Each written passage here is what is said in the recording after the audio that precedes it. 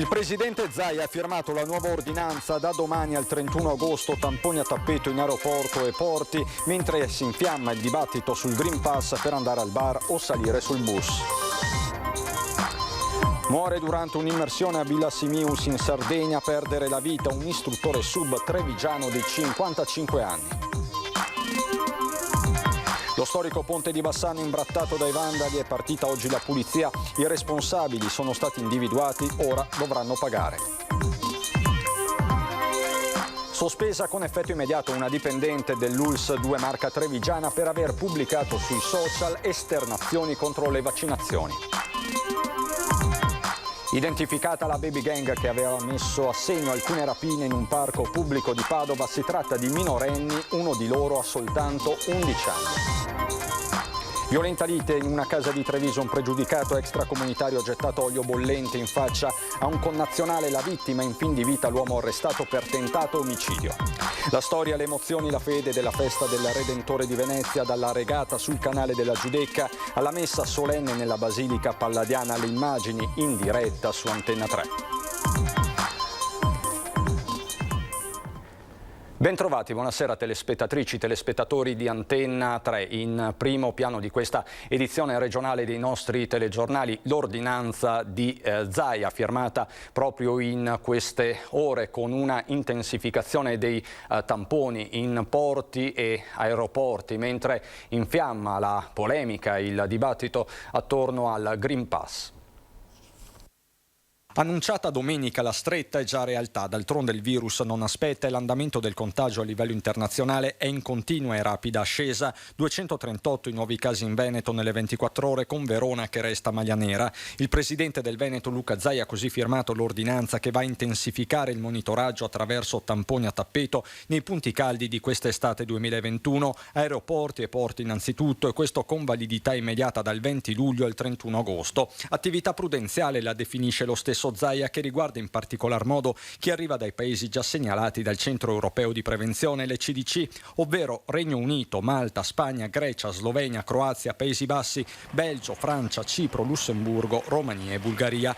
Chi arriva quindi da questi paesi e non è vaccinato ha l'obbligo entro le 24 ore di effettuare un tampone. Chi è munito di Green Pass lo può fare su base volontaria. L'obbligo è ancora più stringente per gli operatori sanitari di rientro dalle ferie nel caso di soggiorni superiori ai 3 giorni, indipendentemente dalla provenienza. Così l'ordinanza di Zaia, fatta, dice lo stesso governatore, per evitare sorprese nelle ore in cui il dibattito nazionale e locale è monopolizzato dall'obbligatorietà del Green Pass anche per bar, ristoranti, cinema, palestre, eventi in generale e mezzi pubblici. Qui a dividersi sono le stesse categorie. Confturismo e albergatori sono per il sì, non ci stanno i ristoratori che annunciano una nuova stagione di mobilitazione. È l'ennesimo attacco alla categoria, fatto più per cercare un capro espiatorio piuttosto che per andare a dare una colpa a chi effettivamente sta sbagliando. Noi abbiamo delle norme molto ferree da dover seguire, le stiamo seguendo, siamo riusciti a ripartire, i contagi non stanno ricominciando o comunque non per colpa nostra, quindi non ha senso di nuovo accanirsi sulle nostre categorie. In attesa della cabina di regia convocata per martedì, l'assessore regionale Roberto Marcato spera nel buon senso del governo, sia il Green Pass per i grandi eventi, no a bar e ristoranti. Certo, afferma, serve un parere definitivo del mondo scientifico. Io mi auguro che ci sia innanzitutto chiarezza da parte del CTS, del mondo della scienza, perché noi abbiamo l'obbligo di prendere decisioni politico-amministrative che poi si riverberano inevitabilmente nella quotidianità di ognuno di noi, però abbiamo il dovere di farlo anche sulla scorta di indicazioni precise del mondo della scienza. Tema sempre più caldo, nelle prossime ore la cabina di regia, in settimana la decisione del governo e su questo vi chiediamo di dirci la vostra. Green Pass per bar e ristoranti, giusto? Se sì, il numero è quello in verde, 0422 1626 691, se no, non è giusto, il numero è quello in rosso, 0422 1626 690. La chiamata come sempre è gratuita gratuita. L'esito di questo sondaggio stasera a Ringa a partire dalle 21:15 in studio con il nostro vice direttore Ferdinando Avarino. E che il tema sia caldissimo lo dimostrano anche le reazioni dei vicentini. Per noi è un freno al pubblico, non so quale altro modo si possa fare. Io penso però che ognuno deve essere responsabile di se stesso e anche verso gli altri, anche perché noi non vogliamo fare i guardiani, non vogliamo stare lì, fare le guardie e domandare siete vaccinati, non siete vaccinati. Noi nell'ipotesi saremmo tenuti al controllo, è abbastanza un problema, nel senso che soprattutto le persone piuttosto di imbattersi in questa situazione fanno a meno e quindi c'è il rischio che il lavoro cali di nuovo. Il Green Pass fa infuriare la categoria dei gestori di bar e ristoranti. Sono tra le attività in cui il lasciapassare per immunizzati potrebbe diventare obbligatorio con l'ufficializzazione già in settimana, ma intanto la categoria sul piede di guerra, pur non rinnegandone l'utilità, fa leva sulla difficoltà di esercitare il controllo sugli avventori. Soprattutto verificare addirittura l'autenticità del pass, quindi richiedere un altro sborso economico, la cosiddetta pistola che costa 300-400 euro, oppure parlare di ambiente clinico-sanitario, quindi capire se sono veri o falsi. È completamente assurdo, quindi siamo assolutamente contrari che siamo noi ristoratori per l'ennesima volta a subire questo balzello organizzativo ed economico. Non solo, Green Pass che con ogni probabilità verrà richiesto per l'ingresso a stadi, palestre, piscine, cinema, concerti e tutte le attività collettive che possano creare assembramenti. Tuonano i gestori di attività sportive che in inverno gestiscono impianti al chiuso, evidenziandone l'incoerenza. Green Pass obbligatorio, benissimo, valutiamo con molta cautela per i minori di 18 anni, ma soprattutto in particolare i minori di 14 anni. Quindi io dico obbligatorio nello sport, obbligatorio al cinema, obbligatorio anche parallelamente nella scuola, altrimenti rischiamo che la scuola lavora in un senso e noi attività sportive che sono fondamentali anche per un ragazzo lavoriamo per la prevenzione, mentre la scuola lavora per la diffusione. Dobbiamo lavorare in parallelo tutti insieme nella stessa direzione. Il dibattito quindi è aperto, ma la cronaca ci porta in Sardegna, dove oggi è morto un sub trevigiano di 55 anni. Colpito da un malore durante un'immersione, un istruttore di sub trevigiano di 55 anni, Fabio Pavan, ha perso la vita oggi in Sardegna, dove si trovava in vacanza con la famiglia. Insieme ad altre 8 persone era partito con un'imbarcazione di un diving di Villa Simius, destinazione la zona di Torre delle Stelle, località molto conosciuta e frequentata della costa sudorientale dell'isola. Al largo il gruppetto doveva immergersi per raggiungere un relitto, l'Isonzo, tra i 40 e i 50 metri di profondità, un genere di immersione in cui Pavan aveva già esperienza. Raggiunto il punto in cui si trova il relitto, si sono tuffati in acqua. Non è chiaro se il 55enne sia stato colpito dal malore, che si è poi rivelato fatale, in discesa o in risalita. I sub che gli erano più vicini si sono accorti che stava male, lo hanno subito soccorso, riportandolo in superficie, mentre dalla barca è partita la richiesta di aiuto al 118. Le prime manovre per rianimare Pavan sono state eseguite a bordo, quindi sul posto sono arrivati 2 mezzi della Capitaneria di Porto di Cagliari e l'elisoccorso del SUEM, ma il sub, che avrebbe compiuto 56 anni il prossimo 18 agosto, non si è più ripreso. Sul posto per le indagini anche i carabinieri. A Bassano, dove la polizia locale in 24 ore ha identificato e raggiunto le 2 vandale che hanno manomesso la storica edicola a 2 passi dal Ponte Vecchio, fatto che ha sconcertato la città. Identificate, raggiunte a casa, denunciate e sanzionate con una multa che oscilla tra i 5.000 e i 30.000 euro. In 24 ore la polizia locale di Bassano, con l'ausilio delle immagini delle telecamere di videosorveglianza, ha riconosciuto le vandale che la notte tra venerdì e sabato si sono appese alla grata della storica edicola della Madonnina col Bambino di via Volpato, a 2 passi dal Ponte Vecchio, e l'hanno sradicata dal muro. Protagoniste 2 sorelle di 17 e 24 anni, la prima residente in centro città, la seconda nel Veronese e già nota alle forze di polizia.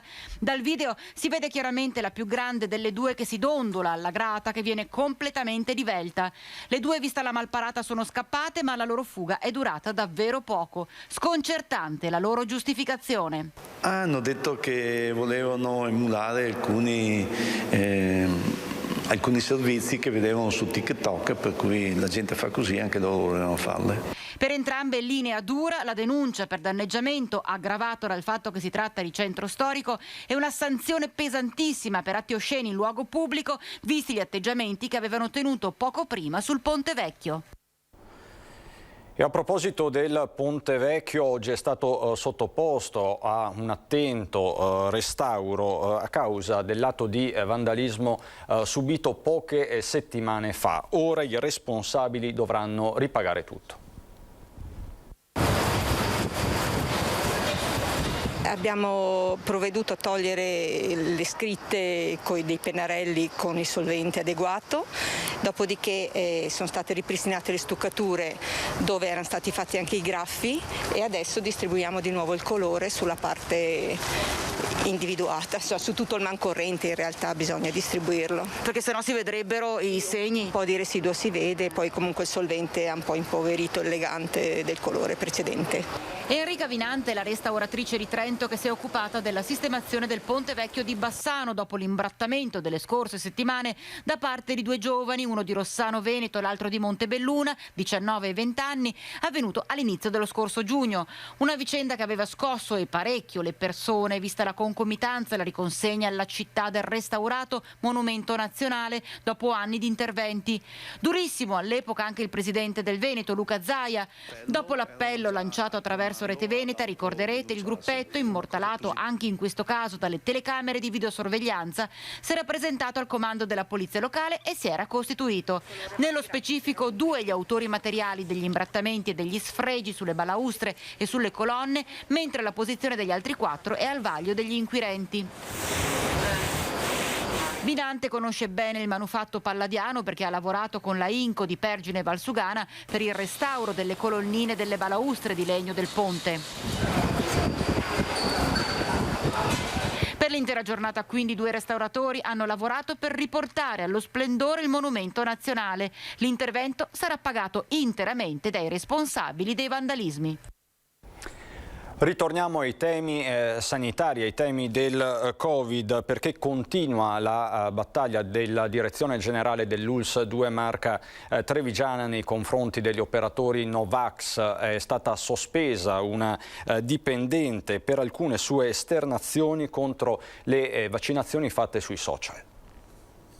Non c'è spazio per i Novax tra le fila dell'ULSS 2 Marca Trevigiana. Un inflessibile Francesco Benazzi l'ha dimostrato anche questa mattina, annunciando una sospensione immediata. Sospenderemo, immagino, questa settimana una nostra dipendente che è uscita con un video Novax, chiaramente. Fatali le frasi pronunciate dalla donna e pubblicate su Facebook. Lei ha un incontro, ha sostanzialmente detto la sua posizione Novax, ha detto che insomma, è tutta una falsità, ha un nome e cognome, per cui noi a questo punto ne prendiamo atto. Pugno di ferro quindi per la dipendente, come per altri 200 sanitari se non si vaccineranno entro i prossimi 5 giorni.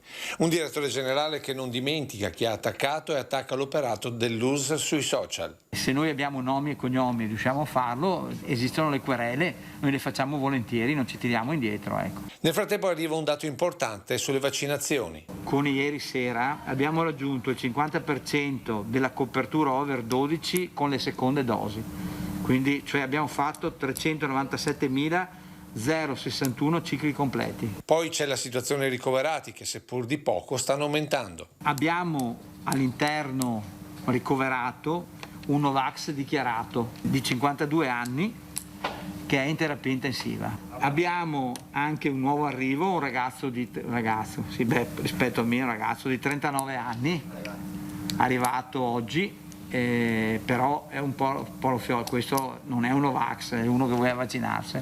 Ora si trova in terapia intensiva come il 71enne giunto giorni fa.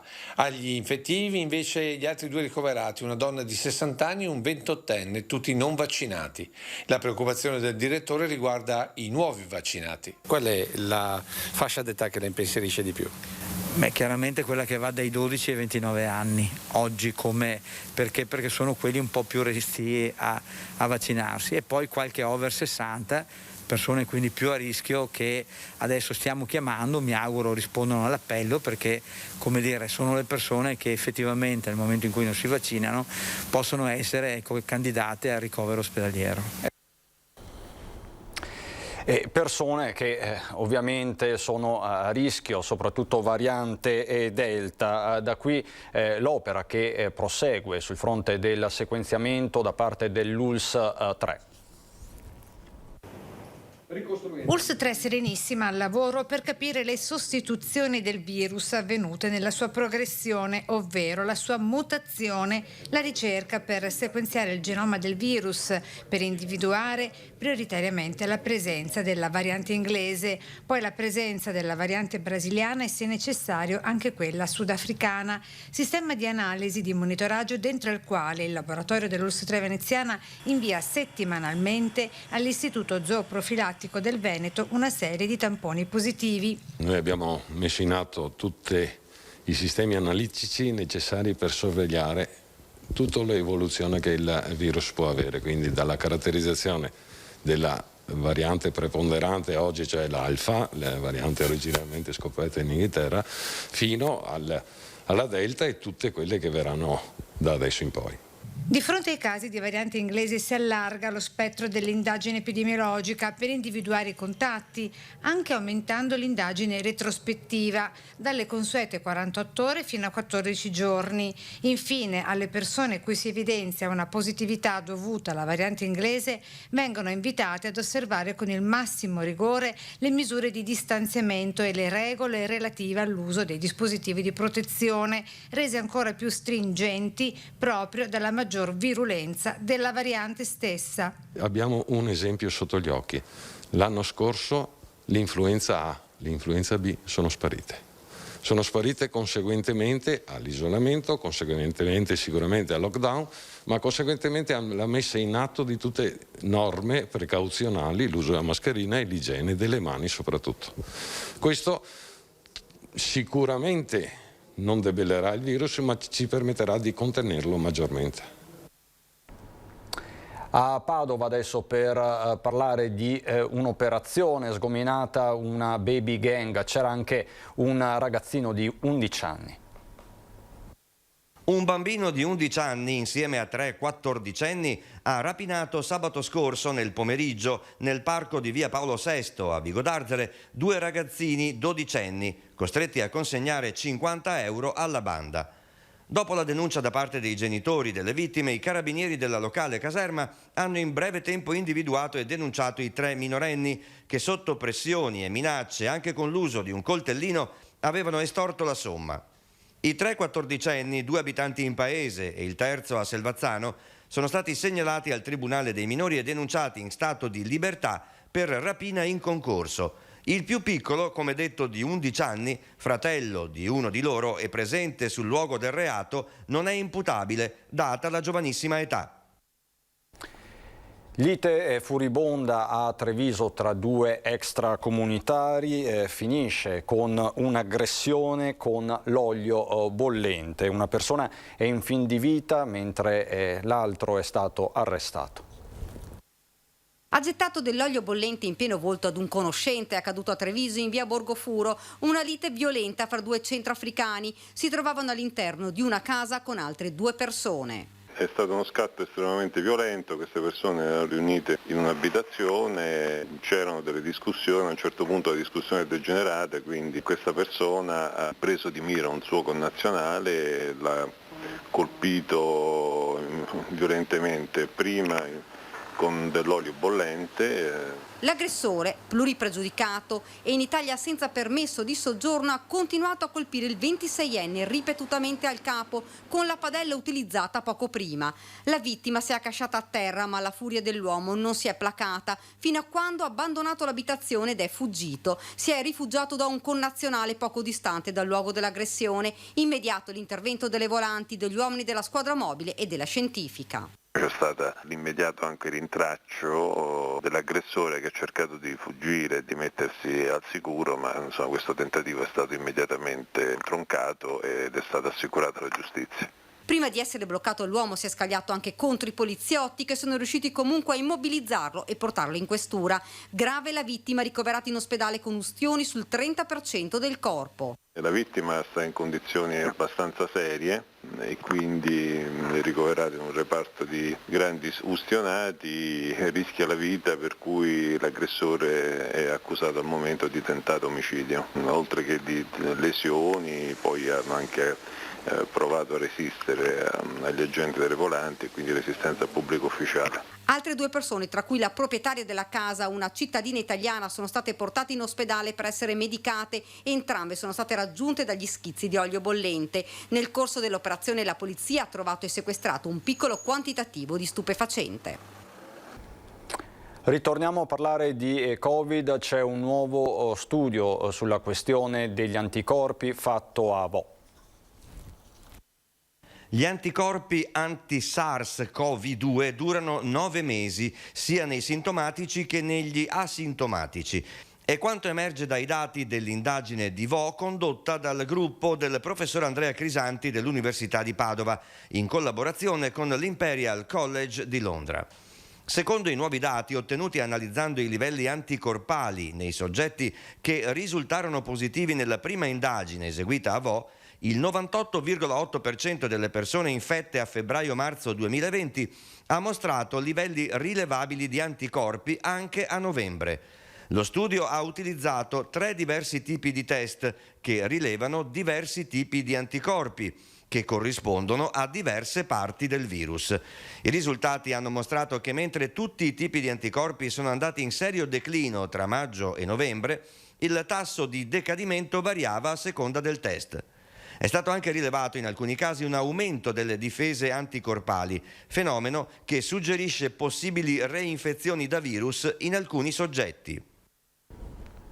Tempo di bilanci per la festa del Redentore, primo evento a livello nazionale, grande evento gestito interamente con Green Pass, una festa civile e pagana che Antenna 3 ha seguito in diretta per tutto il weekend. Una giornata intensa raccontata in diretta su Antenna 3. La storia, le emozioni, la fede della festa del Redentore di Venezia sono entrate nelle case dei telespettatori attraverso le nostre telecamere in quella che è stata la trasmissione del pomeriggio più vista tra le TV locali del Nord-Est. Le barche della regata del Redentore solcano il canale della Giudecca, poco distante dal pellegrinaggio di fedeli lungo il ponte votivo che dalle Zattere conduce alla Basilica Palladiana, costruita dopo la terribile epidemia di peste che nel 1500 provocò la morte di quasi un veneziano su 3. Il tramonto inizia ad allungare le ombre sulla laguna quando al termine della messa solenne il patriarca di Venezia, Monsignor Francesco Moraglia, esce sul sagrato della chiesa con il Santissimo Sacramento, impartendo la benedizione alla città e ai presenti. Constatando i primi fragili segni di ripresa, si celebra la festa, sebbene ancora in un tempo chiaramente pandemico. Da oltre 18 mesi conviviamo con tale morbo che ci limita. La festa del Redentore è uno degli appuntamenti più sentiti dai veneziani, tanto da segnare il corso dell'anno quanto il Natale o il Capodanno. Una storia iniziata nel 1577, quando la città si liberò dalla peste, e da allora sempre mantenuta e rinnovata, rivissuta e attualizzata attraverso le tante voci dei protagonisti che si sono susseguite nel corso della diretta di una giornata che ha assunto anche un profondo significato di ripartenza post-pandemico. Vi ricordo in ultima battuta il sondaggio di questa sera per Ring Green Pass per bar e ristoranti. Giusto è il tema di queste ore. Nelle prossime ore si convocherà anche la cabina di regia. La decisione è attesa entro la settimana. Sì, se per voi è giusto, quindi è giusto introdurre il Green Pass per entrare al bar, per andare al ristorante, salire sui bus 0422 1626 691, se no non è giusto, il numero è quello in rosso 0422 1626 690. Vi ricordo che la chiamata è totalmente gratuita. Tra l'altro questa sera a Ring, in studio con Ferdinando Avarino, ci saranno il sindaco di Treviso Mario Conte e ancora Erika Baldina, consigliere regionale del Movimento 5 Stelle, Enoch Soranzo di Fratelli d'Italia e Pietro Bean del Partito Democratico. È tutto per questa edizione regionale dei nostri telegiornali. Ci sono le previsioni del tempo, buon proseguimento di serata.